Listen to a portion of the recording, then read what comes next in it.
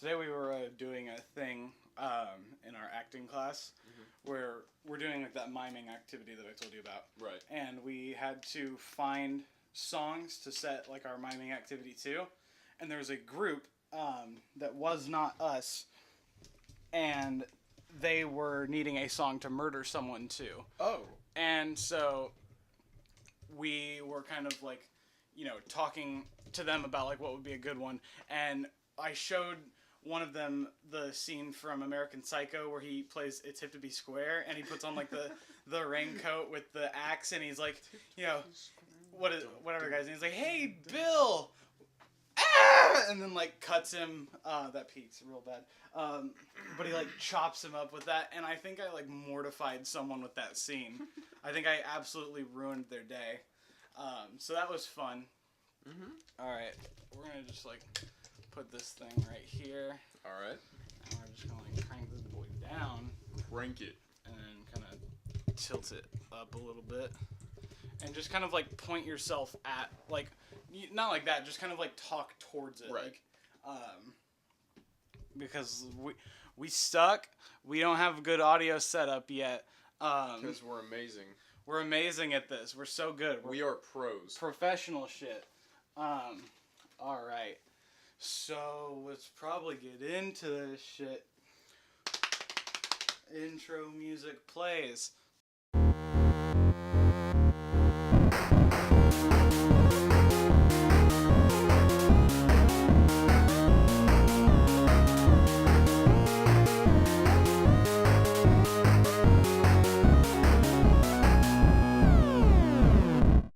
Welcome to the Product Placement Podcast, where the name has nothing to do with it. I'm Noah. And I'm Brandon. And today we're going to be talking about a bunch of bullshit. We're going to be talking about Henry Cavill's whole ordeal with both the Witcher Netflix series and with him maybe being out as Superman or still being in as Superman.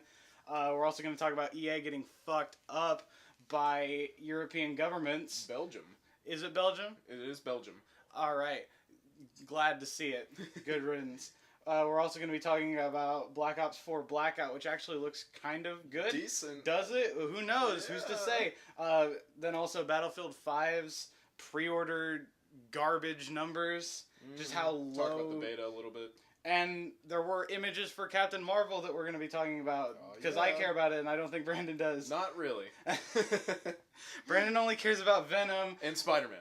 Yeah, speaking of Spider-Man, we're going to be talking about Spider-Man for the PS4 and reviewing it because we both beat the game in like 72-ish hours after the game was released. I already want to replay it. I do too. I'm waiting for the New Game Plus mode though. I thought they already added that in. But I don't think they have yet. Maybe okay. They have. I haven't checked, but we'll get to that later. So starting off, Henry Cavill. He joined the Witcher Netflix show. It was announced, like, he put up a thing on Instagram where he was like, my P.O. box is now this. Geralt, Kaer Morn Valley, stuff like that. And everyone, like, freaked out, and some people were like, is he good for Geralt? I was that person. I think he'll do fine. And it's weird because we just did, as our pilot, a retrospective on The Witcher 3, and just days later, Henry Cavill is cast as Geralt. But I think he'll do good. I think he has the potential to actually do it, because Geralt is like a one-note character. He's really one-note. Yeah, but okay. So my thing with Henry Cavill is, so I've seen him in Man of Steel and then Batman vs. Superman. That's the only DC movies I've really watched in recent times. And Wonder Woman. But he was a decent actor. I'm not saying he's a bad actor, but I just didn't like him. Like, maybe it was just because I don't like Superman. I don't know if I like the role he played as Superman, but I just wasn't a huge fan of Henry Cavill. So I'm kind of afraid to see how he portrays Geralt. Because first of all, we talked about how built he is versus Geralt. Yeah, Geralt is more like, you know, kind of, he's not spindly, he's kind of like muscly, but he's toned. He's not like, he's more of a gymnast not like body. A jacked fucking brick house like Henry Cavill is. But I think Henry Cavill could just like slim down and tone himself down more for the role. I think the biggest problem I would have with it is that he looks like massive. Right. Which, I mean, wouldn't be a bad thing. It would just be slightly different than the games. Which isn't bad. I still think that he can put in a good performance and actually portray the character well, because I've seen Mission Impossible Fallout. He is incredible in that. He's still doing kind of one-note American, but he's really good at doing one-note American voices. He did that throughout his career as Superman. He does that, like, in that movie, The Man from U.N.C.L.E., which is a reboot of, like, a 60s TV spy show. He's good at playing broad Americans. So I have faith that he can kind of do that gruff, Americanized Geralt voice. And I think he's got, like, the big, strong face to look like Geralt. They better get the beard and hair right, though. That's all I can say. I think they will. If anything, I feel like he will look most directly just like Geralt from The Witcher 3. Yeah. I don't think they'll make him look like, the Witcher 1 and 2 Geralt that much. Which leads me to the question, do we know where they're starting the actual show? Like, what's it going to be time-wise? Like, is it going to be after Witcher 3, after Witcher 2, sometime in between the three? I don't think it's going to actually connect to nothing. I don't think it will connect to the games and stuff. It might connect to the books, but I feel like what it'll probably be is like a condensed version of like the book events and like the game events. I feel like they'll pick and choose what they want to actually do. Maybe hint at other things. Hint at certain stuff going on in the world itself. They'll probably focus more so on just him going and killing a thing. Yeah. Well, they have to have some overbearing story. Probably will be. What could they do? Because you know about Witcher stuff. So what would you like to see from like the books or something? I want a fucking dragon in there. I want a golden dragon with 3 jackdaws from the book. Yeah, Henry Cavill has said that he's a fan of both the books and the games. Well, that's good at least. So even if you don't think that like he might be bad as the character, he seems like he knows the source at least. Right. So I think that gives me some faith in his ability to actually pull off Geralt pretty well. The weird thing is that all this has been going on and people were kind of talking about him, and this was like pushing his career as like, he's Superman. He was in one of the biggest action movies of this year. Now he's Geralt. Yesterday or 2 days ago now, a story comes out from the Hollywood Reporter. He is out as Superman for the DCEU. And Woo! No, he's good as Superman, but the whole thing is that it seemed like this was a calculated thing by Warner Brothers using the Hollywood Reporter to kind of strong arm Henry Cavill and his booking agent, Danny Garcia, who is The Rock's ex-wife and also his agent, strong arming them to kind of be like, hey, this is what it's going to be like if you don't, sign back on with us, because they've had a serious problem. Have you kept up with Ben Affleck as Batman and how every week there's a story out about how Henry Cavill is, or not Henry, how Ben Affleck is or isn't Batman this week? The last thing I saw about it was like a few months ago, but yeah, I remember saying that he was going to be completely out of the role, or he was going to finish off another movie and then be out, or something weird. I think we're at a point. I think we're at a point where Ben Affleck is 100% not going to be Batman anymore. Well, because remember they were going to do a solo movie with Affleck. Yeah, that Matt Reeves' movie that has had like 8 script rewrites at this point, or it just like hasn't actually written a script for it at this point. But he might not be in it. They might cast John Hamm or something. Ben Affleck was originally going to direct it, but then he dropped out and was still going to star. Now he probably won't star, but might produce and bring in another person to play Batman. So how are they going to explain that away, though? I don't know. It'll probably be a alternate universe thing. It'll probably be like, we changed stuff up and we brought over other characters. There was a report going around related back to the Henry Cavill thing that they were going to cast Michael B. Jordan as a Superman character. Which there's an alternate universe Superman who is black, and it's not Clark Kent, Kal-El, but a black guy. It's a different character. who I don't know if he's another Kryptonian or if he's just someone who gets powers similar to Superman's and dons a suit similar to Superman's. I don't care about that. I just can't imagine Michael Jordan just... Michael B. Jordan. Michael B. Jordan, sorry. You know what I meant. I don't know. That'd be kind of weird. It's weird. Someone told me one time that the way to remember the difference between Michael B. Jordan and Michael Jordan is that Michael B. Jordan is Michael Basketball Jordan, and I had to scream at them that Michael B. Jordan is not the basketball one, and they had an existential crisis when they realized that they had been saying that wrong for 3 years at that point. Jesus. But I think that Henry Cavill will do good as Geralt. I would like to see him return as Superman because I think he can do a good Superman. Geralt is more nuanced than Superman, honestly. Superman, he does well. He does that broad American really well. And there's 5 minutes in Justice League where they let him kind of be a little bit corny and campier after he comes back from being dead for half a movie. They let him come back and he's he's jolly, kind of joking around a little bit, Superman, as opposed to the I'd rather take you in a million pieces. Someone is getting arrested. There are sirens outside. Whoops. I think he could do a good Superman, and I don't want to see him leave the role.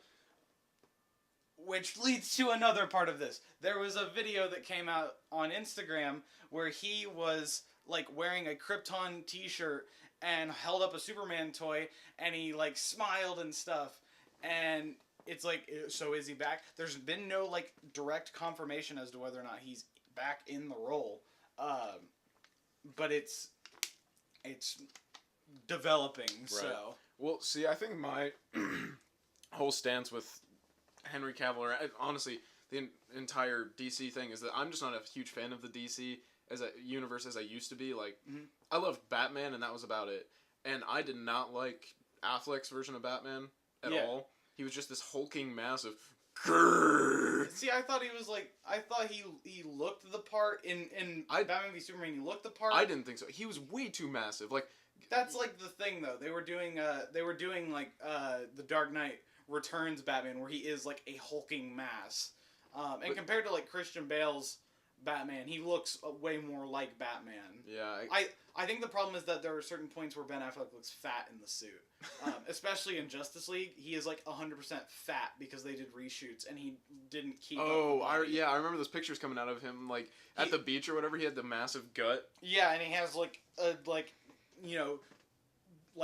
second chin, a double chin, and he's you can see the fraying on his wig that they put on for him, because he wears a wig in those movies. It's really good, but there are points in Justice League where you can see it.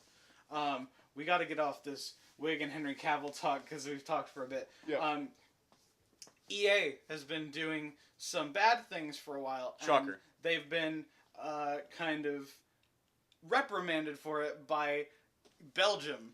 So the story basically was last April, Belgium had implemented a new law saying you have to either label straight up that there is gambling in your game, or remove it entirely. And a few games did, Overwatch, they did it to where you can't pay for the loot boxes anymore. The platform Steam also did that, where the CS:GO gambling and everything like that is out of there. But EA, and it was specifically I think with their FIFA 18 game, it's probably with other games too, but they refused to remove them.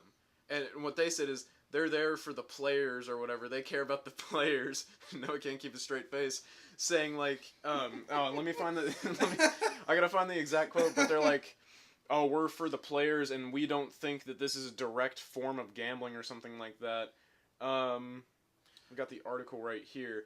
So that they don't consider FIFA 18 loot boxes to be a form of gambling, and that EA is always thinking about its players and how to deliver these types of experiences in a transparent, fun, fair, and balanced way. Jesus fucking Christ. We don't believe that FIFA Ultimate Team or loot boxes are gambling. Firstly, players always receive a specified number of items in each FUT, FIFA Ultimate Team, pack, and secondly, we don't provide or authorize any way to cash out or sell items or virtual currency for real money. That is... That's absurd. Absolutely. And they're the only company that's still, like, stuck on this. They're the only ones that are still like, we can make loot boxes a good thing.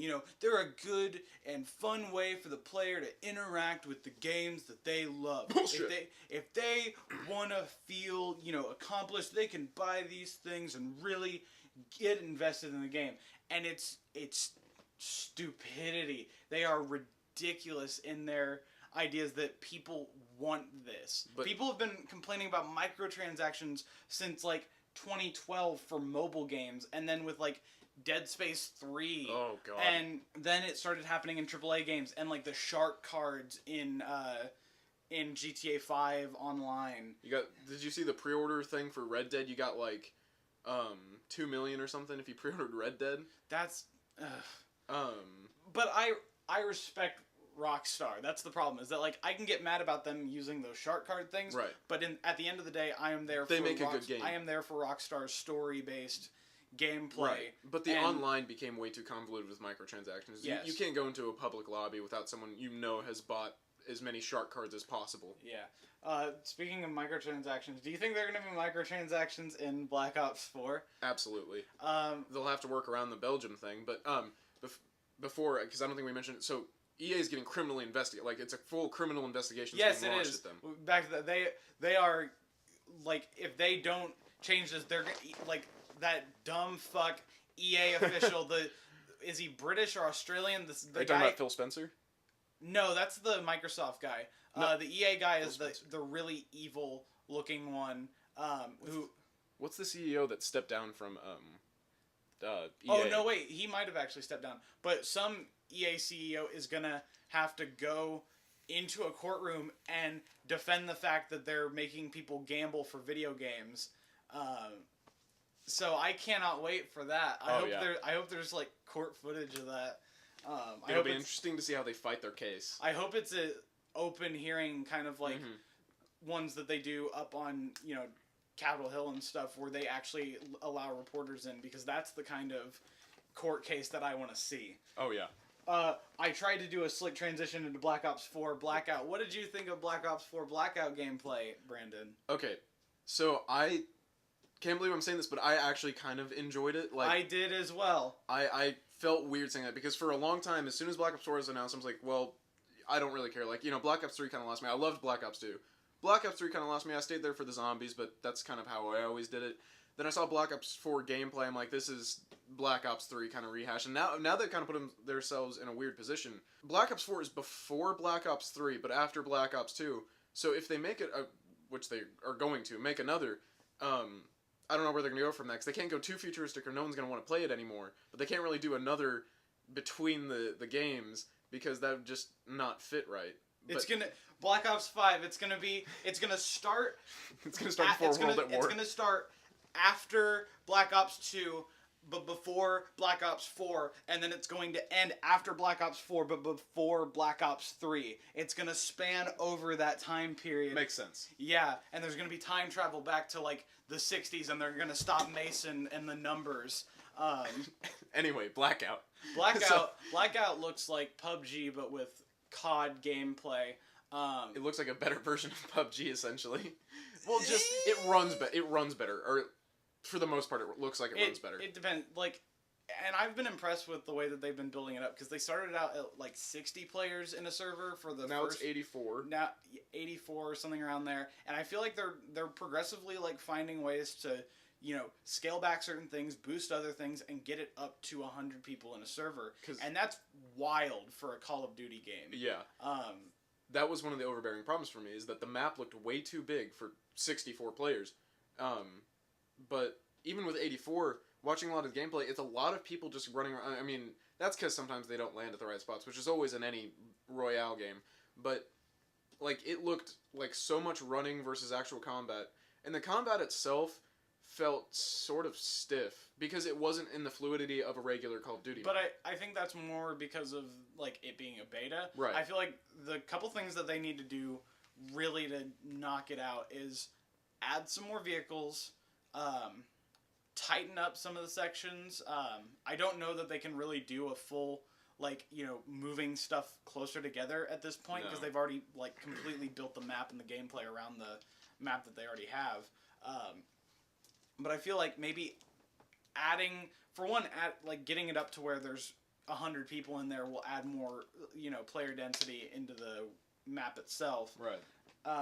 Adding more vehicles so that people aren't just running from everywhere constantly. Yeah, I haven't seen many vehicles. I've seen like I saw Like, a clip of someone. There are flying. clips of them, but I haven't watched any gameplay, and I've watched quite a bit of 20 to 30-minute matches, and I have seen maybe like 3 vehicles the whole time. When I watch like PUBG matches, like Polygon's Awful Squad, they are in vehicles like in almost every single match. They find like a bike or a buggy or a Jeep in almost every single match, and that's how you get squads around. Right. So I don't know how you're gonna be able to like move a squad when every single squad is just 4 people running in the middle of nowhere.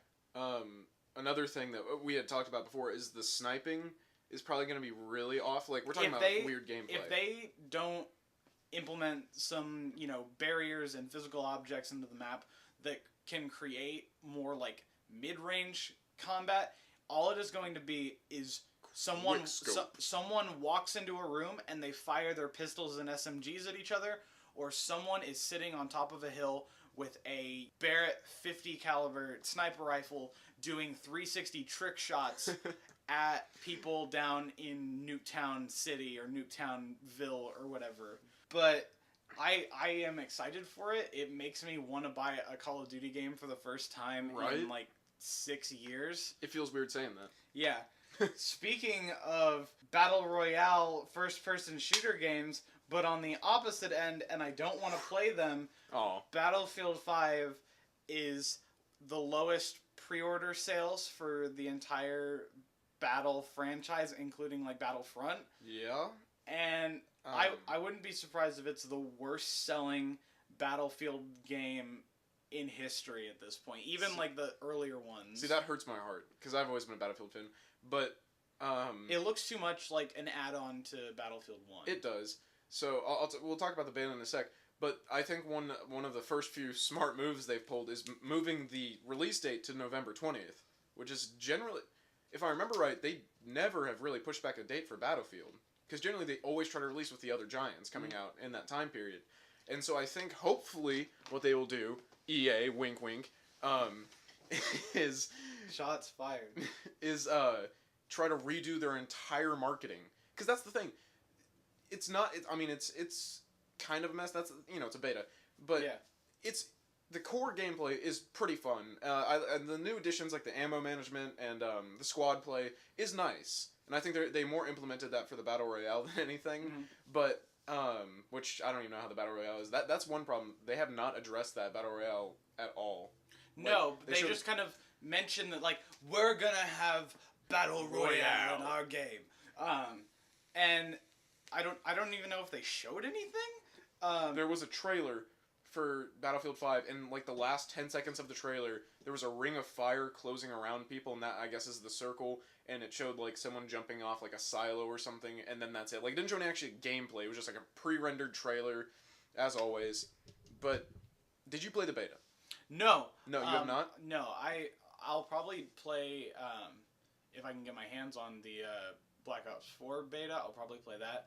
I really have no interest in Battlefield 5. I'll see how it does and how that Battle Royale mode actually plays out if it's there, but I have no interest in buying it. With EA's current state and the releases of Battlefront, Battlefield 1, and then Battlefront 2, I've completely lost faith in their ability to release like good first-person shooters. See, I played the beta with a friend last weekend, and in the few hours that we played, we had a bunch of fun. I mean, in the snow map kind of was shitty. I didn't really enjoy it. Some people may, but I just didn't think it was a very well-made map, and the grand operation is a cool idea in saying it, but actually playing it, it's like, wow, it's kind of just Conquest, but a lot fucking longer. But when I did have those moments where it was just like me and my friend Chris, we were sitting somewhere, we were holding down an objective, and we were getting rushed by people, and we were able to build the fortifications, and I could pull out my LMG, and I can mount it up on there, and he has the sniper behind me, I throw the ammo to him, and we're sitting there and holding down that position. It's really fun. The problem is that you can do that in any Battlefield game. Mm-hmm. And so we kept talking about it, and the more and more we played it, which I didn't want to say is, it's just kind of Battlefield 1.5. It's just like everything improved from Battlefield 1, and that's about it. The graphics looked, of course, beautiful. The physics engine that they've been like saying, oh, we're so amazing for it, wasn't really that apparent. I think there was at one point that I noticed that my legs came out in front of me. Yeah. And that was about the extent of the physics that I've seen. The Levolution stuff that they always used to like market, that was their big killer against Call of Duty's. We can bring down buildings and everything. Yeah. It's just like, there's like a small little hut that you can run over with a tank. Yeah. But that's just, I want it to succeed, but it probably won't. But you never know. Captain Marvel news! Woo! Brandon's not excited, but I am. No. I'm a big MCU fan. And Infinity War made me cry. When Spider-Man said, I don't feel so good. That actually was a pretty heart-wrenching scene. I cried in the theater. There was a woman sitting next to me who was, like, crying when Black Panther died. And she, like, instinctively grabbed my hand. And when we were just, like, holding hands, and I didn't know this woman. And when Spider-Man died, like, I started gripping this woman's hand. And I was just like, I feel you, ma'am. I feel you. Like, it was probably the most visceral reaction I've seen for a movie ever. But anyways, at the end of that movie, they teased Captain Marvel, and everyone's been like, the fuck, where's Captain Marvel? What's Captain Marvel gonna be like? And there were set pictures of Brie Larson with no butt. Tom Holland thicker. Tom Holland is thick as fuck. Don't at me. Noah. And she was wearing like this green and black version of the Captain Marvel suit, and everyone's like, the design's good, but the color looks like shit. Yes. And then Entertainment Weekly, wait, why am I looking it up? I'm running over here because I have the Entertainment Weekly magazine right here. I'm holding it up and pointing it at Brandon. The cover, It looks bad. It's kind of bad, but it's nice to act. The costume itself looks way better than it did in the set pictures with the green, because it's actually in the blue and red and gold colors from the comics. And there's a picture in here that good page flipping ASMR for all of the people, all of the 3 people listening. Yeah. Well, you're looking for that. So this may sound kind of stupid. Explain Captain Marvel to me, though. Like, I know nothing about her. Captain Marvel is a dude in space who works for the Kree, and he goes to Earth at one point and kind of he's like scouting Earth for the Kree to invade, but he starts to like humans, and he becomes a protector of Earth. Then, while he's there, a Kree thing explodes at an Air Force base, and Carol Danvers, U.S. Air Force pilot, is caught in the explosion, and her DNA is fused with Kree biology, and she gets, the powers of, like, Marvel, and becomes Ms. Marvel, and then Captain Marvel, once, like, modern feminism took over, which is not a bad thing. Feminism is good. Feminazism is not good. Facts. But this image right here looks fucking good. Amazing. It's like she doesn't look like she's trying too hard to be like intimidating. The suit actually looks like, form-fitting and like not like a baggy leather jacket that like a baggy leather bodysuit that's all green. It looks nice. She looks like she means business. The colors are good, and magazine over there now. So that's that basically. I just want to talk about the fact essentially that Captain Marvel, I actually have faith in it now because the characters look really good. They gave us a look at the Skrulls. The Skrulls are shape-shifting Marvel alien. They look kind of weird, but I feel like they didn't. The designs for the Skrulls look a lot like Thanos, but green. They have those lines on the chin area, and I feel like they wanted to get away from that design a little bit while still keeping the kind of, purple cowl with the green face. And they have lines from the chins, but they're not like straight lines like they normally are, because that would look too much like Thanos. Right. And the masses would be like, is that a Thanos connection? And it's like, no, it's just 60s comic artists were kind of lazy. They were tripped out on acid and drawing some really crazy shit, but they were also kind of lazy. but I think it's going to be good. Brandon does not care about the MCU. Okay. I know it'll probably be good. Like, I don't particularly care about the MCU or the DCU. I only liked, really, Spider-Man and the original Iron Man. Iron Man 2 was fine. Iron Man 3 I didn't really care for. I never watched it until, like, last year on a plane. But I had known most of the story. But, like, Marvel's track record will, always kind of prevail against DC, like, objectively. Not saying which one's better. Marvel! Yeah. But they'll do well. Yeah. So, we're getting into our main topic. Woo!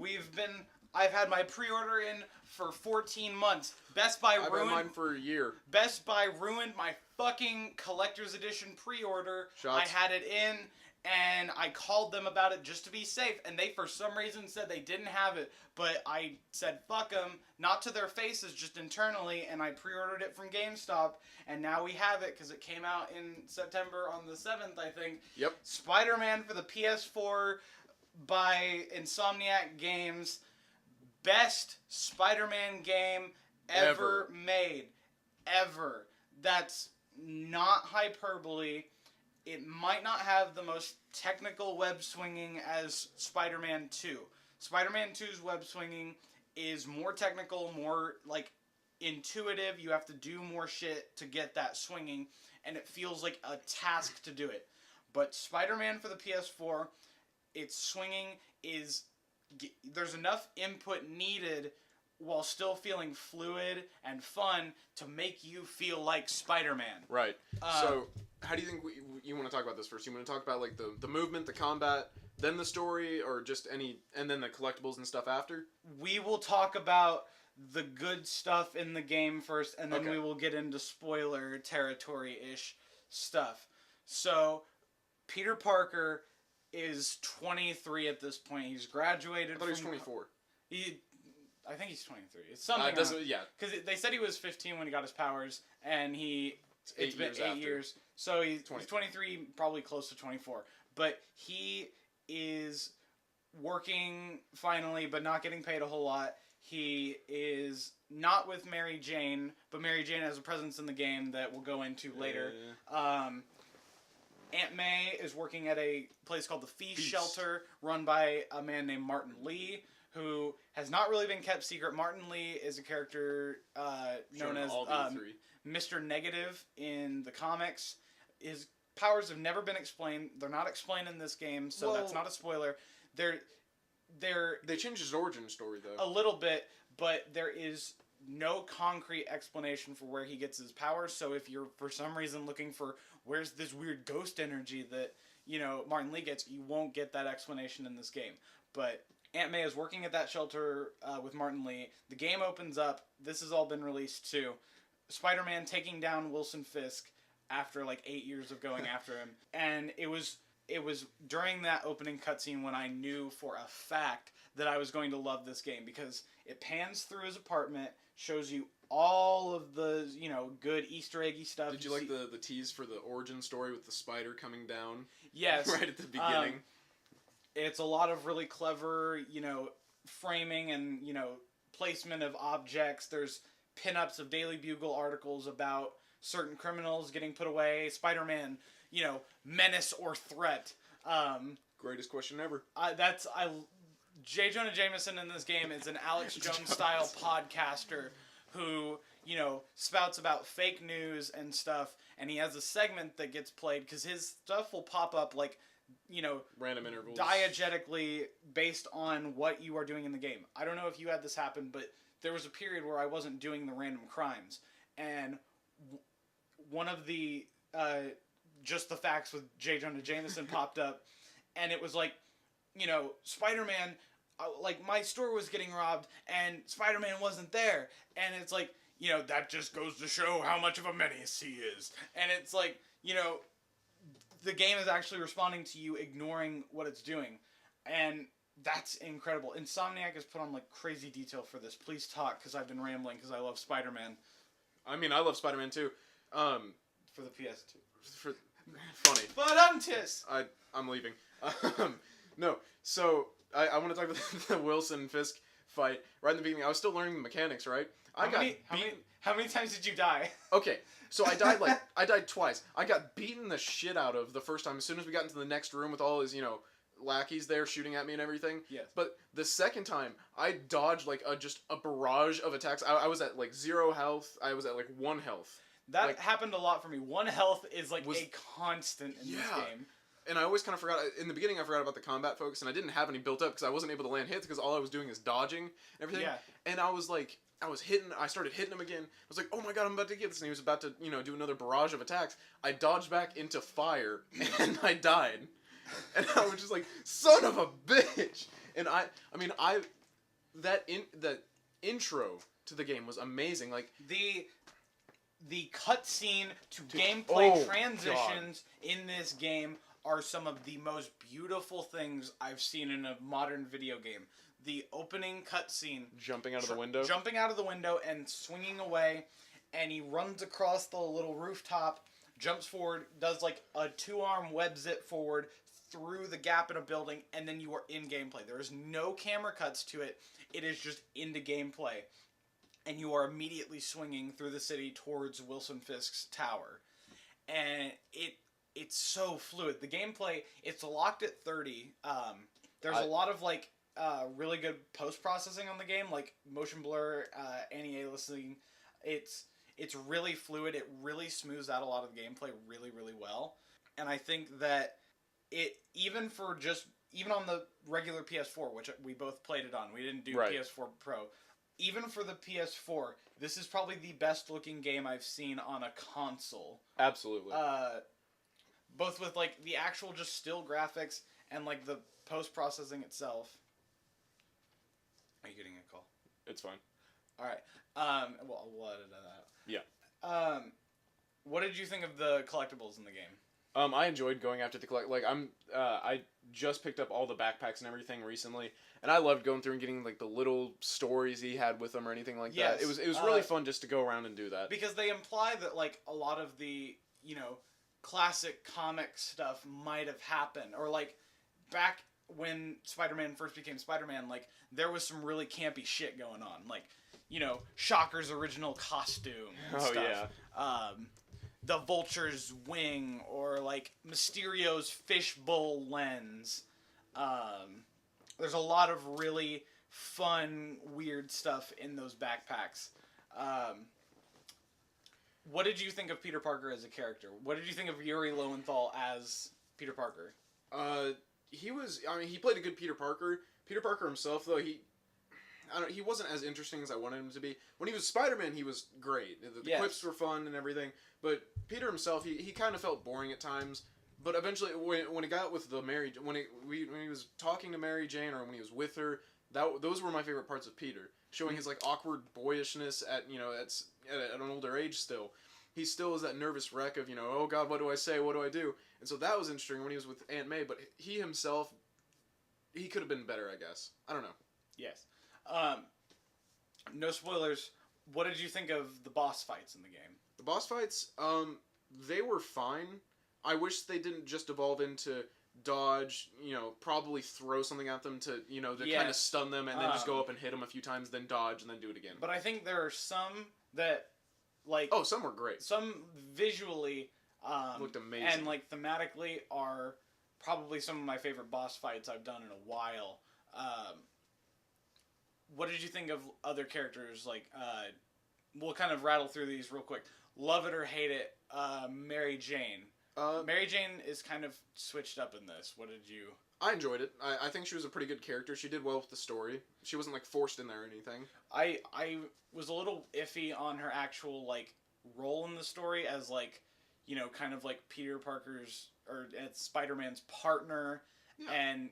Well, she was getting herself... Yeah, but I feel like there are other characters that could have fit that bill. Well, they didn't want to play the Mary Jane gets captured, Peter saves her. But I don't think you had to do that. I think you could have had her be more like some of her newer versions in the comics, where she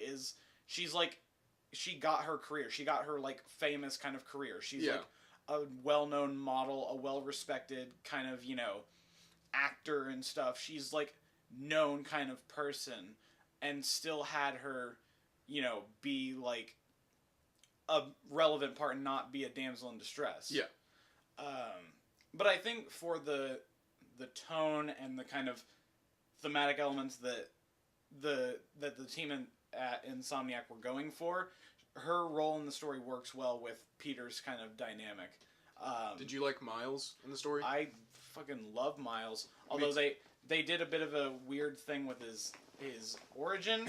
I like his origin in this, but they took away part of it, which I won't talk about here. We'll talk about that in spoilers. Yeah. I think that's pretty much all we can really talk about because those are kind of the characters that everyone knows about. Aunt May was good. Yeah. She was somewhere between I would say she's somewhere in between Sally Field from the Amazing movies and Rosemary Harris from the originals. The Sam Raimi, Tobey Maguire ones in terms of age. She doesn't look in the face. She kind of looks old, but she's not graying in her hair. She's still spry. She's kind of quippy at points too. She's really insightful too. I thought she was good. We're getting into spoilers. Getting into fucking spoilers. Well, I just want to ask one thing. Did you have any big glitches or anything throughout the game? I did not. Neither did I. I've only had actually one, or no, I've had two glitches. It was where Miles' audio completely cut out for a while. I had to fully restart my game and everything, but it wasn't that big of a deal. And then also I got stuck inside of the Empire State Building at one point, and I was just running in circles for about 10 minutes before I was like, I gotta restart. But overall, the game was really well made. I've seen clips and stuff of the glitches where he's stuck rolling on the water, or he shoots up into the sky trying to go up somewhere and he just keeps flying. There is a clip that I will try and link in the description. Someone put it on Twitter. It's one of the funniest character model glitches I've seen in a game in history, probably since the GoldenEye 64, where you could make all of the characters spaz out and start spinning around. But yeah, I'll try and link that because it is incredible. But I didn't have any big glitches at all. It was really well made. Yes. Spoilers. Spoiler territory. After Spider-Man dies. No, lies. After the Wilson Fisk thing, you get a call from your boss to go to work, and you get to work, and it's Otto fucking Octavius. And for half of this game, I was like, they're just gonna have Otto be a character here. This is pretty cool, and I would have been fine with that. But what they did was they established Otto as a reliable side character that Peter has an investment in, and about 2/3 of the way through the game, you start to see him turning a bit, and you come back to Octavius Industries where Peter is working at, which is Norman Osborn cuts their funding and stuff, and they're trying to get funding back, and they're making advancements with arm prosthesis, and Peter comes back after the whole Martin Lee stuff, and Octavius is there in a green and black jumpsuit, and 2 octopus-looking arms pop out, and then another set pops out, and he is getting kind of feisty with Peter, and I was literally screaming at the TV screen.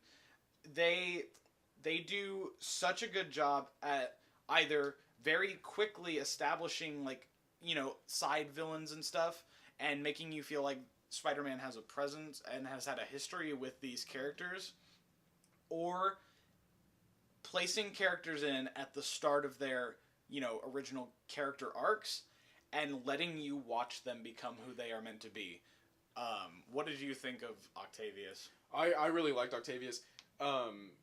I got excited as soon as I saw him. I'm like, Doc Ock, yes, I want this so bad. When they first show him, he's standing there with 4 big sets of cords coming in, and you're like, is he just already Doc Ock? But no, it's just I thought they were gonna shoot right there. It shows how far they come with the technology throughout the game, that they had all of those wires running to him to operate that little prosthetic arm. And then Peter solves it with a simple hacking game. Yes. The hacking games were I mean, I had fun doing the ones that were in Octavius Industries just to get research points. I had fun with those, but when I actually had to do them in missions, I was like, nah. Don't want to do it. Did you like how they kind of messed around with the Octavius and Norman story. Yes, they co-founded Oscorp. They co-founded Oscorp. It's a little weird with the name thing. They were like, we're the O's. Yeah. Osborne and Octavius, we're the O's. Simple way to Wouldn't it be Oscorp then? But I guess you could just say that like they had it, OSCORP, and then he pushed Octavius out, and he's like, it's Oscorp. I liked Osborne in this game. He was a very, very believable dickhead. Yeah. He was a complete asshole throughout the game, but he was a likable character.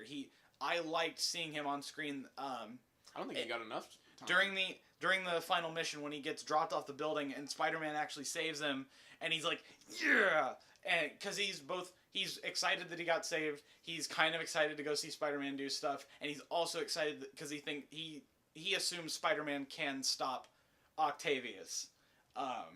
So there's a lot of layers to his kind of reactions to stuff in the game.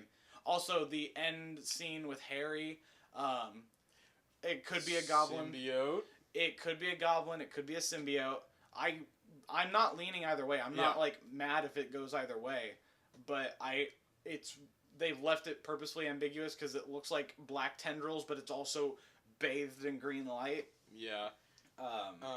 Did you like the way they incorporated Martin Lee? Because I didn't think he was that big of a threat throughout the game, but his story of how he became was pretty interesting, I thought. Yes.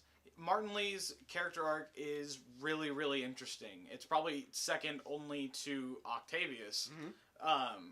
Because I really bought like a lot of his kind of choices and emotions throughout the story. Even when he had those moments of clarity where he kind of switches back towards the end of the game, I really bought a lot of his interactions with the world and with other characters. Yeah, and they brought it to it's a general Spider-Man kind of thing, but everything that he was based on was just because he wanted this revenge, and it was pure hatred, and I guess that fueled his negative side. Yeah. But Brandon. I know. Let's see. We'll get into stuff. We have the game pulled up here with no audio. We're gonna go through suits. We're gonna rank these suits. All right. So we're starting with the Insomniac suit. The white spider suit. It's pretty much, if you think of Insomniac Spider-Man, you think of this kind of tracksuit looking thing. I really like this in gameplay. Oh yeah. I like that Octavius was the one who kind of feels the idea for it, because I think having Octavius be the one to give like Peter an idea for a Spider-Man costume is really novel and really interesting. This is really random. So there was a point where you were fighting Octavius, and he calls you Peter, and Peter goes, "You knew?" As if he hadn't already figured out before. What was that about? I couldn't tell if he was feigning ignorance at the start of the game, or if throughout the process of the game he starts to figure it out. Because between all of the interactions, once Octavius goes evil and Spider-Man is there, like the scene at the raft. Yeah. I loved that. Peter is very emotional, and he's like, Dr. Octavius? I feel like the way Peter was talking to him made it pretty clear that, like, that's Peter under there. Well, and someone as smart as Octavius probably was pretty easily figuring that out. Right. Well, because I thought when he found the suit, he's like, "Oh, it's you." It makes so much sense. Because when he found Peter working on a suit in there, so I was really confused at that point. I can't tell if that's him feigning ignorance or because he's that smart. But it's whatever. The suit is good. 8 out of 10. I have forgotten on a ranking. Okay, so we have the classic suit from the start of the game and the damage suit. I don't like the colors for the regular classic suit. I like the colors of the damage suit. Yeah, it's weird that they... And I wish that the colors for the damage suit were there for the classic suit that's not, like, ripped up and stuff. Yeah, I don't know why that's changed, because it's just the same suit, but just ripped, you know? Yes. I found that kind of weird, but it's... Okay, Noir, it looks good, but I don't use it. There's no spider on it. There's no really expressive eyes. He has a gun. it looks cool in night scenes.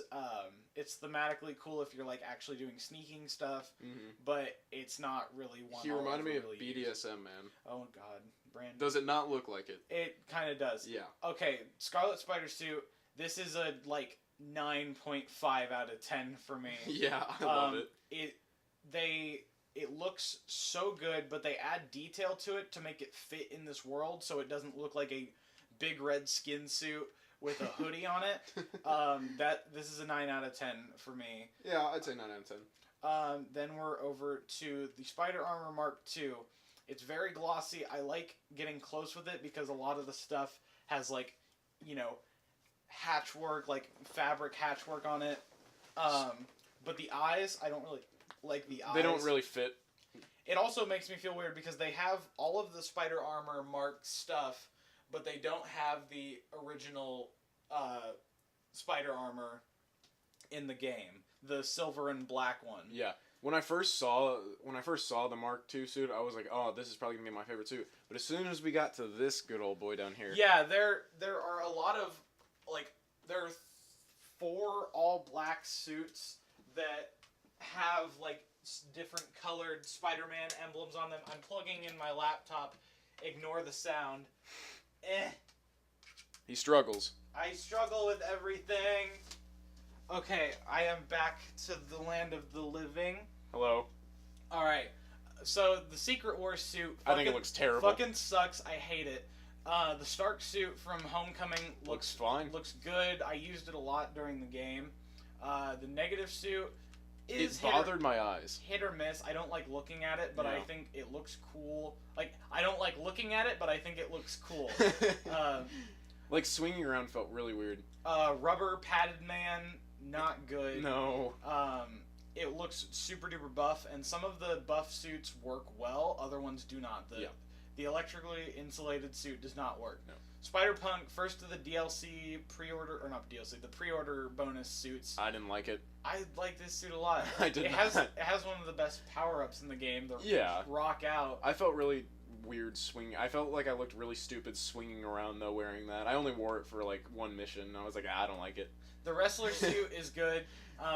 His hands are massive. His hands are the worst things I've ever had to look at ever. It reminds me of that Monster Factory video I showed you, the 2K14 where they fuck with the Rock's hands. It reminds me of that. Fear Itself suit. It's a comic suit.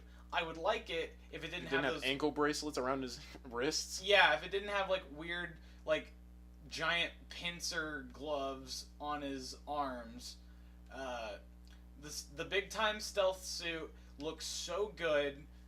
They've added details to it. This is probably one of my favorite non-red and blue suits from the comics. What is your input on this suit? It's fine. It was probably my least favorite all black suit. I don't know. I didn't like the neon green. I mean, I get that. It's kind of one of those weird things where I feel like if you don't know this one, then you're not gonna like it at all. Yeah. But I would say it's better than the Spider Armor Mark II. It is. The Spider Armor Mark III looks badass. It looks badass, but I don't like using it because he looks too bulky and weird, and it doesn't look like a Spider-Man thing. Right. $20.99 I love it. Suit looks perfect. I grinded for it. There's enough detail in the suit to make it fit in the world while still looking super sleek like the suit does. It's very good. I like it a lot. It also has the really great low gravity ability. Iron Spider from Infinity War. Way too shiny. But it's shiny in the movie, and it looks good. It made me realize one detail about this suit that I didn't notice in the movie. And What's that? It's the ears. The ears are sticky outy. Oh yeah. There are distinct panels on the mask that are ear sections, and they stick out more than the rest of the mask, and it weirds me out when I look at it up close. That is odd. The Velocity suit, one of Insomniac's own creations, looks cool except for his weird square crotch. And the eyes look dumb. The eyes look real dumb. They could have just been black visors and looked fine. But it looks like he's blind, and those are cameras to help him see. Spider Armor Mark IV, the all-new, all-different Spider-Man suit. This is probably one of my favorites. I used it. I take pictures of it. The screenshots, the photo mode, I've used constantly with this suit. Yeah, I like it. It just doesn't differentiate. It's not really. as shiny as the Iron Spider one, but it has like a nice metallic sheen to it. Yeah. Spirit Spider. I love using that. Spirit Spider is so fun. It looks so weird in cutscenes. It looks so dumb. I wish the mouth moved in cutscenes. Yeah. We have the Spider-Man 2099 white suit. This is really bad audio because no one can see this. I hope you've pulled up a guide and looked at it. You have to. It's homework. Spider-Man 2099 white suit. I like it. First I was kind of iffy on the details on the face, but I've dealt with it. We're good. Vintage comic book suit. I love going. That's probably one of my favorite suits in this game. Another one that I really love photographing and stuff. The Last Stand suit. Do you like this suit? I didn't care for it. I unlocked it. I was just like, I don't know why, but I have used this suit constantly. Really? I like it so much. Have not unlocked it yet, but this is the naked suit where you have to beat every single fucking thing in the game and get 100% to get it, and you get him in his underwear. Last night I got to 92%. I was at like 87, and I was going for a long time. Last night I was like, all right, one more thing, and then it turned into like another, and I was like, I gotta go to bed. The homemade suit you get from getting all of the backpacks. The homemade suit from Spider-Man Homecoming is like sock suit, is underoos. It looks really good. It doesn't fit anything, and I like taking pictures of it, but it doesn't fit anywhere into the Has game. no suit power either, so. Yeah. We'll start with this one at the bottom row. The dark suit that you get from doing the Black Cat side missions. I like it a lot. It's one of the few in-game, like, in-universe suits. Like, the Velocity suit was created by Insomniac, but there's no point where that pops up in the story. This is one of the few suits that shows up in the story, and it's like, this is something for you, Peter, or this is something that Peter is given to wear. Yeah. And I think it looks really good at nighttime in daytime it looks weird. In lights over it at night, in fights and stuff, it looks incredible. It's probably my favorite black suit in the game. Or it was until the anti-Ox suit from the end of the game. This is a spoiler. You create a kind of metalled up version of the Insomniac suit that's all black with yellow spider and yellow eyes to fight Doc Ock. Oh, that fight. We're back into kind of talking about the story itself. The end fight with Doc Ock is emotional. It is beautiful. I trusted you. It's not as like repetitive as some of the other boss fights. Had a lot of variation to it. Had a lot of variation. On the side of Oscorp fighting with the fire and everything is probably one of the coolest looking fights I've seen in a game. Probably this year. Yeah. Outside, maybe like some stuff in God of War that I played, but that fight on the side of the building was breathtaking. We're gonna talk about the ending now, and then we're gonna wrap up. So, Aunt May dies. There is a virus going around the Devil's Breath. Devil's Breath virus that turns out Norman Osborn was developing to cure Harry, who is not in Europe, as they say.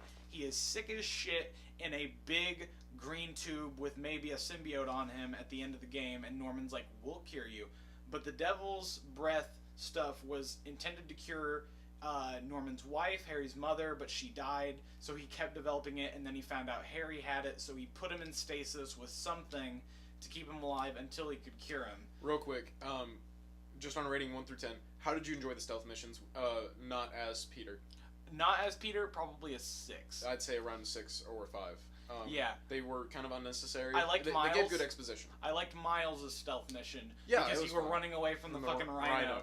That was and it makes mission. sense because he's deadly as shit and you don't want to get caught by him, but he's so stupid that you can get away from him, and it makes sense. That was the redeeming stealth mission. Anyway, sorry, I just had to bring that up. But you find out that during the game, you break into that room where you find out Harry is at the end of the game. Mm-hmm. As Mary Jane, you break into that room in Osborn's penthouse, and in there you see some spiders, and a spider gets onto Mary Jane, and she goes back. It doesn't bite her, and it crawls away, and it bites Miles. And at the end of the game, Miles jumps onto the ceiling with Peter and is like, is this weird? And Peter jumps out and is like, not that weird. And that leaves a very open end, which I enjoyed. I think in a sequel, we're probably going to get... dual play? Probably, yeah. I think we're going to get a sequel where you're training Miles to actually be Spider-Man. Yeah. Not just, like, mentoring... Like, there was a good dynamic between Peter and Miles in this game where he's kind of mentoring him, kind of keeping him up on his feet after Miles' super sad origin story retcon in this game where his dad gets fucking murdered at the Osborn rally by... the demons. By the demons and Mr. Negative. But I think in the sequel you will have probably less Mary Jane stuff, but probably some. And it'll be like you are primarily Peter Parker training Miles to become Spider-Man. And I feel like either next game or game after that, Parker is going to die at the end of it. Or hopefully he'll just retire and go off to a nice home. I think he'll die, and Miles will have to step up and take the mantle in a way better way than the Arkham series ever did it.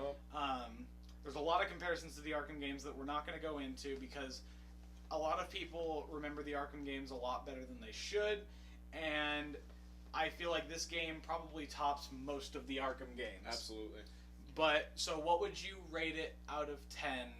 IGN 9.6. 9.6. I would probably give it about that because I feel like I'm excited for the DLC also. I would probably give it like 9.5 out of 10. Which is not to say that it's like 0.1 worse than what you think it is. No, I'm just different about how I rate things. And I think this is legitimately one of the best games I've played this year, and probably it's in my top 10 of favorite. It's the best Spider-Man game by far. Go buy it if you have a PS4. If you don't, go buy a PS4. Go rob someone for a PS4. Please don't commit crimes. Or Spider-Man will stop you. Please don't commit crimes. Go rob him. I'm not going to endorse crime. Crime's not your friend. No. So that's pretty much gonna do it, I guess. Where can people find you, Brandon? So you can get to work right now because it's like 4:14. Rip. You can find me at my Instagram tag, which is Brandon BRANDON.Bowman BOWMAN, and then add an extra N. That's my tag. That's the only thing I own, really. I have a Snapchat, but I won't give that out. I don't have a Twitter. I don't like them. You can find me, Noah Lobhart, at Lobhart2201 on Instagram and on Twitter. I post like mundane, sad stuff. Go find me. But yeah, that's pretty much it. So remember to thwip on out. I want to die. Me too. Thank you guys for listening, all three of you. Well, 3.5. 3.5. Yeah, there's the half man. Yeah. From 2.5 Man. He listens. So yeah, thank you. Yes. Good night. Goodbye. God bless. If you believe in him. And have a very. I was gonna try and incorporate Spider-Man thing. Have a very Spidey day. God fucking damn it. There it is. Yeah. Where's my curse? Oh no, the struggle to end the...